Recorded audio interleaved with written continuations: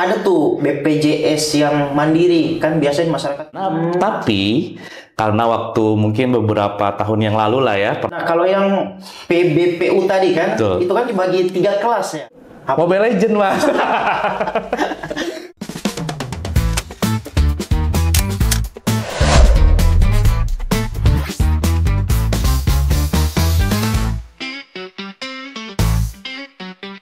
Assalamualaikum warahmatullahi wabarakatuh. Berjumpa dengan saya Mr. Host di edisi perdana Bincang JKN Podcast Lu Fornia. Nah, nantinya di podcast ini kita akan bincang-bincang seru dan ngobrol seru dengan tamu kita yang sudah hadir di studio Lu Fornia. Nantinya kita akan bincang-bincang seputar jaminan kesehatan dan tentang BPJS Kesehatan. Nah, di studio kita ini sudah hadir tamu spesial kita perdana di podcast Bincang JKN ini. Saya sebut namanya Mas Wisnu Soekardi. Dia merupakan Kepala Bagian Mutu Layanan Kepesertaan BPJS Kesehatan Kacelo. Apa kabar, Mas? Baik, Sehat? alhamdulillah. Sehat, alhamdulillah. Alhamdulillah. Begini, Mas, ngomong-ngomong nih masyarakat nih. Ya, masyarakat kita ini kan ada nih yang belum paham terkait dengan JKN atau Jaminan Kesehatan Nasional. Nah, itu hubungan dengan BPJS-nya tuh apa sih, Mas? Oke, baik. Bismillahirrahmanirrahim. Assalamualaikum warahmatullahi wabarakatuh. Waalaikumsalam warahmatullahi wabarakatuh. Sebelumnya ini terima kasih nih di perdana kali ini ya podcast Bincang JKN Lu Fornia ya. Jadi tadi sudah diperkenalkan ya. Jadi nama saya Wisnu Soekardi. Kebetulan saya diberikan amanah di BPJS Kesehatan Kantor Cabang Luwuk itu sebagai Kepala Bagian Mutu Layanan Kepesertaan. Nah, mungkin tadi pertanyaannya adalah bagaimana hubungan ya antara JKN dan juga BPJS Kesehatan. Jadi kalau dilihat sebetulnya Jaminan Kesehatan Nasional ini adalah merupakan salah satu dari SJSN. Jadi SJSN itu singkatannya adalah Sistem Jaminan Sosial Nasional. Sistem Jaminan Sosial Nasional. Dan itu terbentuk berdasarkan Undang-Undang Nomor 40 Tahun 2004. 2004, udah lama sekali ya? Sudah lama, betul. Jadi memang program jaminan kesehatan ini sudah dirancang itu sejak tahun 2004. Iya. Nah, di dalam SJSN ini sebelumnya saya mau jelasin dulu bahwa ada 5 jaminan di dalam SJSN tersebut, yaitu ada jaminan kematian, ada jaminan hari tua, jaminan kecelakaan kerja, jaminan pensiun, dan juga jaminan kesehatan. Ada 5 jaminan ya? Ada 5 jaminan. Itu kan merupakan suatu program nih. Nah, di dalam program ini biasanya ada lembaga yang mengelola. Nah, lembaga pengelolanya itu dibentuklah berdasarkan Undang-Undang Nomor 24 Tahun 2011 tentang BPJS, Badan Penyelenggara Jaminan Sosial. Berarti setelah 7 tahun ya? Betul, setelah 7 tahun. Karena dari rentan waktu 7 tahun ini pemerintah masih mengadakan suatu koordinasi untuk siapa sih yang akan menyelenggarakan. Iya. Seperti yang kita tahu ya, sebelum BPJS ini kan dikelola oleh masing-masing tuh. Iya. Kayak tentara dikelola oleh Asabri. Ya, betul. Terus ada yang namanya PNS. Nah, PNS oleh PT Askes. Ya. Nah, terus perusahaan-perusahaan oleh Jamsostek. Iya. Betul. Nah, dengar tuh. Betul. Nah, Jamsostek itu. Nah, berdasarkan undang-undang itu harusnya itu dikelola oleh BPJS, yaitu Badan Penyelenggara Jaminan Sosial. Jadi hubungannya adalah kalau JKN itu adalah nama programnya, kalau BPJS itu adalah nama penyelenggaranya. Nama institusinya ya? Institusinya, betul. Berarti itu satu kesatuan yang memang diwadahi oleh undang-undang. Antara Undang-Undang 40 dan juga Undang-Undang 4. Nah, yang 4 ini dikelola oleh BPJS Ketenagakerjaan. Oh, yang dulunya Jamsostek ya? Betul. Jaminan kesehatan dikelola oleh BPJS Kesehatan. Mungkin itu sih hubungannya. Iya. Terus kan biasanya kan di masyarakat itu kan kemarin biasanya mereka bilangnya, nih aku udah punya kartu BPJS nih. Terus aku punya kartu JKN KIS. Nah, itu KIS itu apa tuh? Oke. KIS biasanya orang-orang tuh pada nanya, aku punya kartu KIS nih. Betul. Jadi sebetulnya begini ya. Jadi pengertiannya itu, jadi kita memang harus membedakan ya. Ada tiga yang memang persepsi kita harus samakan nih di masyarakat nih ya. Jadi masyarakat awam ini kadang KIS itu seolah-olah miskin begitu ya. Yang dapat miskin, KIS itu apa? Bantuan dan lain sebagainya. Nah, seperti tadi yang sudah saya sampaikan bahwa ada tiga yang harus kita pahami. Yang pertama adalah JKN. Itu nama programnya, Jaminan Kesehatan Nasional. Yang kedua adalah BPJS Kesehatan, itu nama badan hukumnya, lembaganya yang mengelola JKN. Yang ketiga identitas. Identitasnya apa? Nah, identitasnya itu kita sebut dulu itu namanya KIS. Kartu Indonesia Sehat. Mungkin masyarakat tahu dulu Bapak Presiden kita, Bapak Jokowi itu mengeluarkan beberapa kartu ya. Ada 3 kartu tuh kalau masih ingat ya. Ada Kartu Indonesia Sehat, Kartu Indonesia Pendidikan, KIP. Nah, Indonesia Pintar. Kartu Indonesia Pintar, KIP. Yang ketiga adalah KKS, Kartu Kesejahteraan Sosial. 3 kartu itu. Nah, dengan seiringnya waktu, identitas kepesertaan itu sudah diganti, Mas. Nah, ini transformasi dalam pelayanan itu ini. Jadi identitas itu sekarang itu sudah menggunakan NIK saja. Oh gitu. Jadi super simple, fleksibel gitu. Iya, banyakkan kartu di dompet. Betul. Kan sekarang kartu ada KTP, ada KIS, ada ATM, ada apa begitu kan. Nah, sekarang BPJS itu identitas kepesertaan itu hanya menggunakan NIK saja. NIK saja. Betul, KTP saja. Jadi aku mau berobat ke puskes, tinggal tunjukin saja KTP ya. Cukup hanya KTP, tidak ada berkas lain. Karena sistem kita sudah terintegrasi dengan yang namanya Disdukcapil. Itu di launching sekitar tahun 2022. Tuh, kita bekerjasama dengan Dirjen Dukcapil Kantor Pusat, sehingga identitas kepesertaan itu adalah jadi sudah tidak ada lagi tuh persepsi di masyarakat bahwa yang namanya KIS itu masyarakat miskin. Sudah tidak ada. Karena dulu saya punya KIS. Iya. Nah, mungkin Anda juga punya KIS gitu ya. Biasa kartu BPJS Betul. yang di print kertas tuh. Nah, dulu kan ada kartu BPJS, ada EID begitu ya. Kartu kuning tuh Askes. Ada Askes. Nah, itu sekarang itu semuanya diganti hanya dengan one card gitu ya. Satu kartu yang unik, yaitu NIK. Tuh. Terus kalau kayak anak-anak nih kan belum pada punya KTP. Betul. Nah, itu gimana tuh? Oke, kalau nunjukin kartu keluarganya? Betul. Jadi untuk yang anak-anak itu persepsi di masyarakat itu kita asumsinya NIK. Jadi siapapun masyarakat penduduk Indonesia yang sudah mempunyai NIK itu berhak dan wajib menjadi peserta JKN. Jadi kalau anak-anak belum punya KTP kan ya. Nah, itu bisa menggunakan ada namanya KIA. Kartu Indonesia Anak ya? Bukan, kartu identitas anak. Itu kartu identitas yang warna pink kalau nggak salah itu. Nah, jadi kalau KIA-nya belum ada nih, belum terbit, berarti bisa menggunakan kartu keluarga. Karena di dalam kartu keluarga itu ada NIK. Gitu. Wah, tambah keren aja nih BPJS Kesehatan nih. Jadi sudah simple ya, simplifikasi ya. Betul. Jadi tidak ribet nih. Jadi asumsi di masyarakat, ribet nih, harus ada kartu, harus cetak kartu. Nah, sekarang sudah tidak ada cetak kartu. Jadi sekarang ini sudah tidak ada cetak kartu. Jadi ketika sudah daftar itu otomatis tinggal menggunakan KTP saja. KTP saja ya. Cukup satu kartu untuk semua. Yang ngomong-ngomong nih, di Luwuk sendiri udah berapa penduduk nih yang kedaftar di BPJS Kesehatan? Untuk di wilayah Luwuk ya, Kabupaten Bangka ini sudah terdaftar lebih dari 98%, bahkan hampir 99%. Berarti masih ada yang belum daftar juga ya? Ada beberapa masyarakat yang terdaftar, terutama bayi-bayi baru lahir lah ya.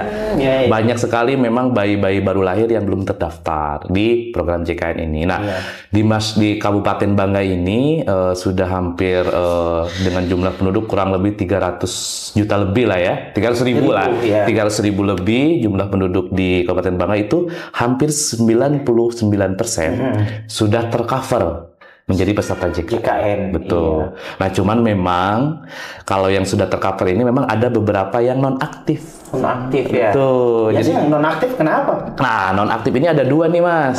Jadi ada 2 yang misalnya nonaktif nih. Yang pertama dia yang memang terkendala karena iurannya menunggak, gitu ya? betul. Oh, iya. Yang kedua itu karena ada kesalahan identitas. Kayak double Kayak ya? betul, kayak NIK-nya tidak online lah. Oh, gitu Terus ya. juga nanti ada misalkan untuk peserta bantuan iuran misalkan dia tidak terdaftar lah di Kemensos. Jadi memang banyak hal lah. Mungkin nanti kita bisa jelaskan secara detail. Iya. Mungkin apakah di sesi ini atau nanti di sesi khusus lah Mas ya. Karena memang itu harus ada penjelasan-penjelasan yang memang agak detail. Oh gitu, iya iya. Nah tadi menarik tadi disampaikan Mas Wisnu, ada yang bantuan, Betul. terus ada yang khusus PNS. Betul. Nah emang di BPJS itu ada segmen-segmennya ya? Oke, betul. Gimana? Ada segmentasi lah ya Iya. namanya ya. Jadi begini, berdasarkan undang-undang, saya cerita dulu sebentar sedikit. Jadi berdasarkan undang-undang itu bahwa di dalam SJSN yang tadi saya sebutkan itu Mas ya, ada di Undang-Undang 40 2004 itu SJSN itu merupakan hak dasar masyarakat. Iya. Artinya seluruh warga masyarakat Indonesia termasuk orang asing itu wajib. Nah, Wajib ya? Kalau kata-kata wajib ini mau tidak mau harus ya? Harus. Bukan sunnah lagi. Bukan sunnah. Jadi wajib terdaftar menjadi peserta JKN. Iya, iya. Pertanyaannya, ada yang nanya masyarakat, Pak, gimana saya tidak mampu bayar nih? Iya. Nah, begitu kan? Itu biasa di masyarakat. Masalah gitu, saya pengennya yang gratis. Gitu. Ah. Nah, makanya sejalan dengan pertanyaan tadi, salah satu prinsip dari SJSN itu ada 9, Mas. Jadi prinsip SJSN ini berdasarkan Undang-Undang 40 itu ada 9. Nah, kita bahas salah satunya. Yang pertama adalah kepesertaan wajib. Kepesertaan yang wajib ya? Betul, Ya. itu salah satu prinsip. Nah, mungkin nanti lain waktu ada 9 prinsip yang kita bahas, dan inilah yang tadi pertanyaannya, segmentasi apa aja begitu ya. Nah, ini karena ada masyarakat yang tidak mampu, mungkin ada masyarakat mampu, ada yang sudah bekerja, Iya, ada yang belum bekerja. betul. Nah, makanya secara global segmentasinya ada 2. Ada 2 ya? Tuh, yang pertama adalah PBI. PBI itu apa? Nah, PBI itu adalah penerima bantuan iuran. Bantuan iuran. Oh, Betul. kayak bansos-bansos gitu ya? Betul, Oh, iya. bansos. Jadi PBI ini adalah penerima bantuan iuran, sehingga masyarakat yang tidak mampu itu akan dibantu oleh pemerintah. Iya. Nah, yang kedua itu non PBI. Non PBI. Itu non penerima bantuan iuran. Iya. Nah, jadi secara global nih ada 2 nih. Jadi nanti masyarakat kalau ditanya, gimana nih segmentasi peserta JKN? Nah, ada 2. Ada PBI dan non PBI. Non-PBI. Nah, PBI ini memang dikhususkan itu untuk masyarakat yang tadi Masnya bilang tidak mampu. Iya. Tuh. Kriterianya apa sih yang tidak mampu? Nah, itu nanti ditetapkan oleh Kementerian Sosial. Oh, ada kriteria juga Ada ya? kriteria.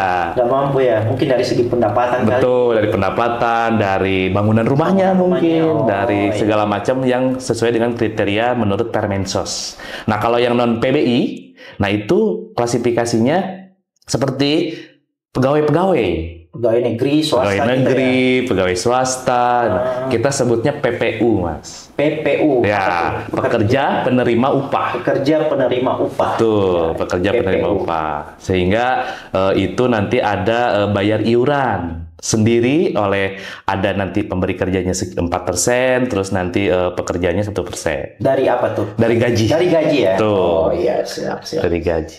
Terus kayak ada tuh BPJS yang mandiri, kan biasanya masyarakat tuh mandiri. Oh, kan? bayar kelas 1, sendiri, kelas betul. 2, kelas 3 tuh. Oke. Itu apa tuh? Nah, itu masuknya ke dalam non PBI. Non PBI ya? Betul. Oh. Jadi segmentasinya itu, kalau PBI itu ada 2 kan tadi ya, ada PBI dan non PBI. Non-PBI. Nah, non PBI ini dibagi 2 juga nih. Ada yang PPU, PPU yang tadi pekerja ya? penerima upah. Di dalamnya ada PNS, TNI, Polri, perusahaan dan Pokoknya udah lain-lain. pada kerja lah. Ya, pokoknya intinya yang kerja dan digaji gitu ya. Nah, yang kedua adalah PBPU. PBPU apa tuh? Itu penerima apa namanya? Pekerja. Bukan peserta, Peserta bukan penerima upah. penerima upah, peserta bukan penerima Iya. PBPU ya? PBPU. Itu yang mandiri-mandiri itu. Ya, jadi kita simpelnya mungkin masyarakat banyak yang menyebutnya peserta mandiri lah Iya. begitu. Jadi artinya peserta mandiri itu dia membayar iurannya secara sendiri. Sendiri ya? Mandiri gitu ya. Jadi bukan salah satu bank swasta bukan ya? Iya. Bank negeri lah ya, Iya, bukan. pokoknya ada iurannya dia harus entah mau dibayar di ATM gitu ya, atau di Alpamidi misalkan di kantor pos dan sebagainya. Jadi dia secara mandiri membayar iuran. Nah, kalau pekerja penerima upah dia dibayarkan oleh perusahaannya, oleh instansinya, begitu, oleh organisasinya dan lain sebagainya. Begitu. Nah, kalau yang PBPU tadi kan, itu kan dibagi 3 kelas ya? Betul.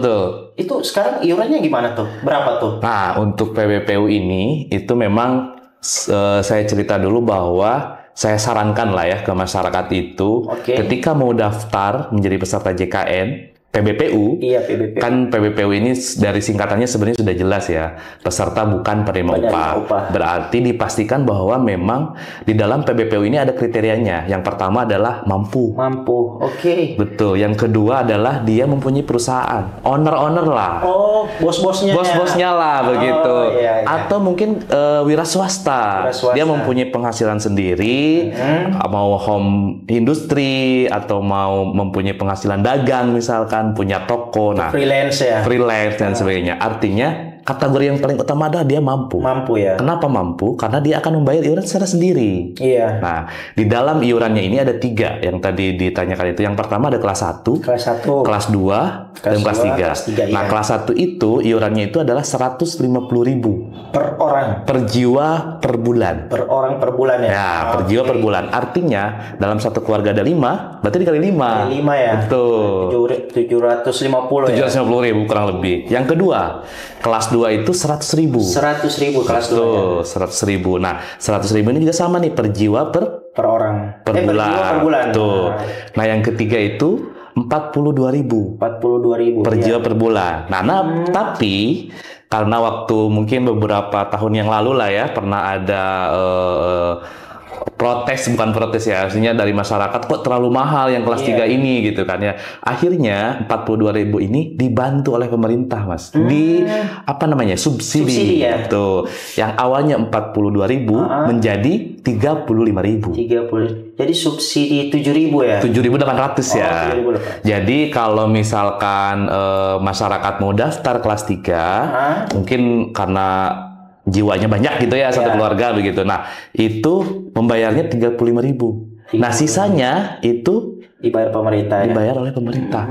Itulah pemerintah hadir kepada masyarakat begitu. Baik banget ya pemerintah ya. Baik banget pemerintah ini. Sudah tadi PBI dibayarin begitu ya. Terus yang bayar mandiri juga yang kelas 3 dibantu begitu ya.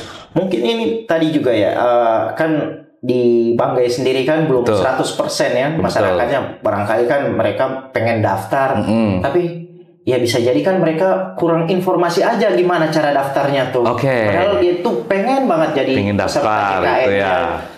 Nah, gimana tuh cara daftarnya? Apakah datang ke kantor atau ada yang sudah online? Nah, itu gimana Mas Wisnu?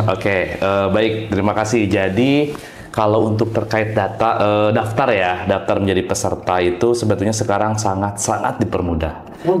Sangat dipermudah. Artinya peserta atau masyarakat Kabupaten Banggai lah ya, ketika mau mendaftar itu tidak harus datang ke kantor.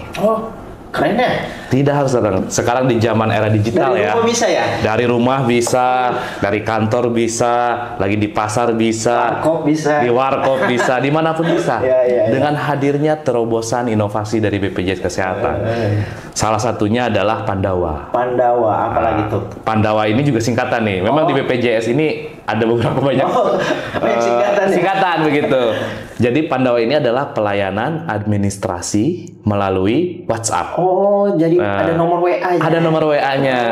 Jadi untuk masyarakat nih di Kabupaten Banggai nih dan seluruh Indonesia nih, ketika mau daftar nggak usah kemana-mana, cukup di rumah saja dan WA saja.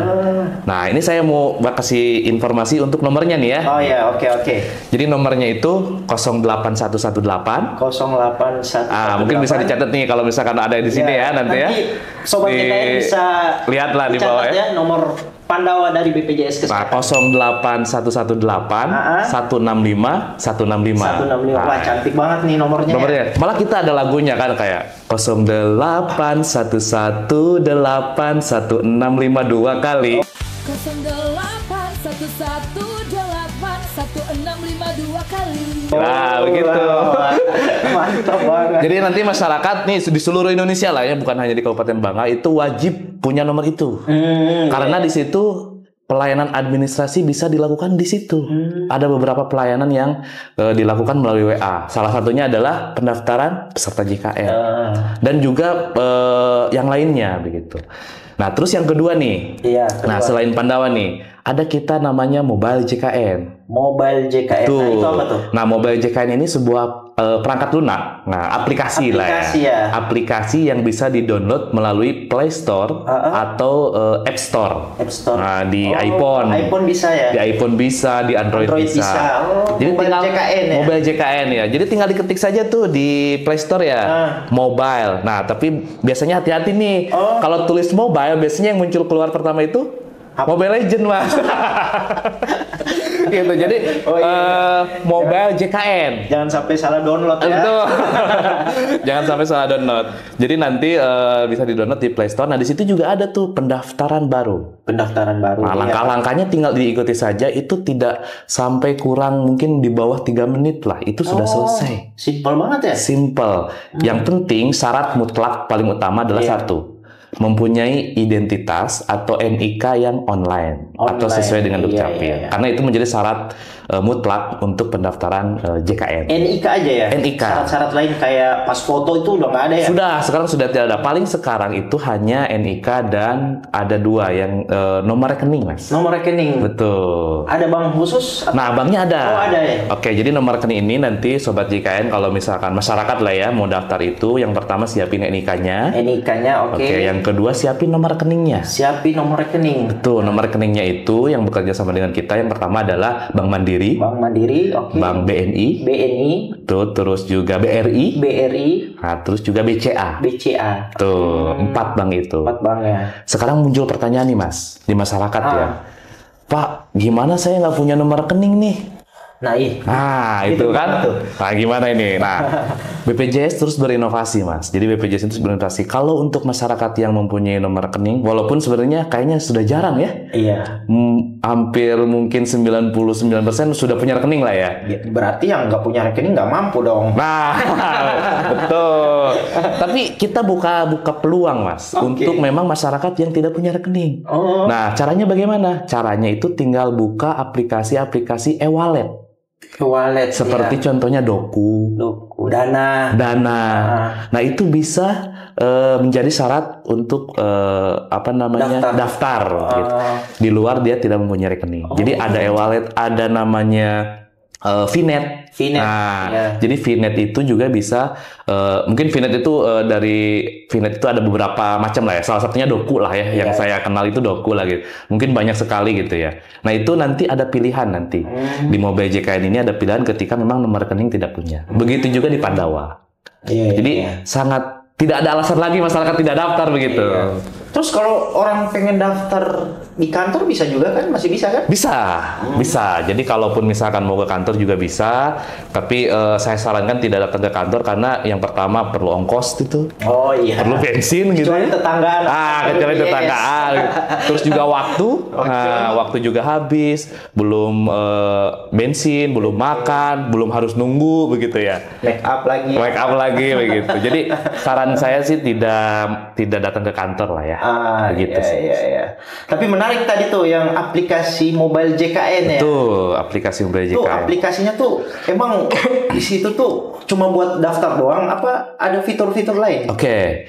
Jadi memang BPJS Kesehatan ini sekarang sudah di zaman digital, Mas ya. Jadi digitalisasi ini kita terus kembangkan. Yang pertama adalah tadi Mobile JKN ini pendaftaran baru. Nah, di dalam Mobile JKN ini itu banyak sekali fiturnya. Jadi saya sarankan nih kepada masyarakat nih seluruh Indonesia lah ya, Kabupaten Banggai khususnya itu segera download Mobile JKN gitu ya di Play Store ataupun di App Store sehingga masyarakat itu dipermudah. Sekarang ada istilah begini, semua hanya ada dalam satu genggaman. Seolah-olah kita mau ngapain aja itu tinggal duduk manis di rumah. Contoh sederhana lah, mungkin masyarakat sekarang mau makan tinggal klik, Mau belanja tinggal klik begitu ya. Oh iya. Mau apapun tinggal Semakin klik begitu. simple ya. Betul. Nah, begitu pula dengan BPJS Kesehatan. Jadi BPJS Kesehatan di Mobile JKN ini banyak sekali fiturnya. Yang pertama adalah pendaftaran. Oke, pendaftaran. Yang kedua adalah penambahan atau pengurangan anggota keluarga. Nah, jadi kalau misalkan sahabat JKN atau masyarakat baru lahir anaknya, atau baru nikah misalkan, terus belum terdaftar menjadi peserta JKN, itu bisa di Mobile JKN. Ada namanya fitur penambahan anggota keluarga. Iya. Yang kedua, perubahan alamat. Bisa, jadi misalkan alamat nih saya pindah nih ke alamat luar Banggai misalkan, itu bisa dirubah tuh di situ alamatnya sendiri sesuai dengan KTP tentunya. Terus juga untuk peserta mandiri ada perubahan kelas rawat. Kelas yang 1, 2, 3 tadi. Betul, misalkan sudah kelas 1 nih mau pindah ke kelas 2 misalkan karena keuangannya sudah kurang mampu misalkan gitu. Nah, itu bisa turun kelas. Bisa tapi ada minimalnya itu, Mas. Minimalnya 1 tahun. 1 tahun dari sejak daftar. Jadi baru bisa pindah. Tuh. Nah, yang banyak digunakan nih Mas nih di Mobile JKN nih fiturnya perubahan FKTP.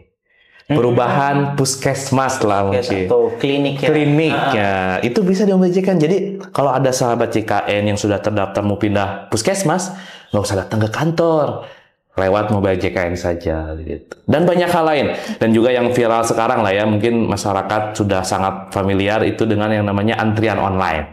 Antrian online. Jadi kalau mau ke rumah sakit, mau ke puskesmas, daripada nunggu lama-lama, klik saja di Mobile JKN. Antrian online. Wah, seru ini pokoknya. Menarik sekali bahasan kita pada hari ini Sobat JKN. Tentunya dengan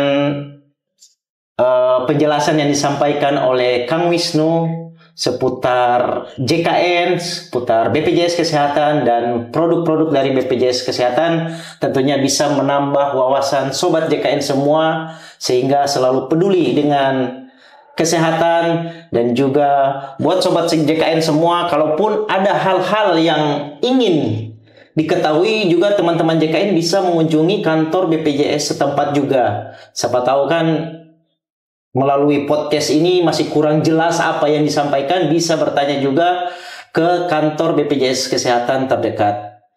Oke Mas Wisnu, terima kasih banyak Mas atas kedatangannya di studio podcast Lu Kurnia. Terima kasih. JKN. Mungkin bisa nanti ada episode berikutnya karena ini sangat banyak sekali nanti mungkin informasi-informasi yang bisa kita sampaikan. Siap. Nantilah untuk episode berikutnya nanti kita akan undang lagi Mas Wisnu. Oke, Mas Wisnu, terima kasih banyak. Terima kasih semuanya masyarakat. Oke, Sobat JKN, kita akhiri podcast JKN hari ini. Sampai ketemu lagi di podcast JKN edisi selanjutnya. Dadah. Dadah.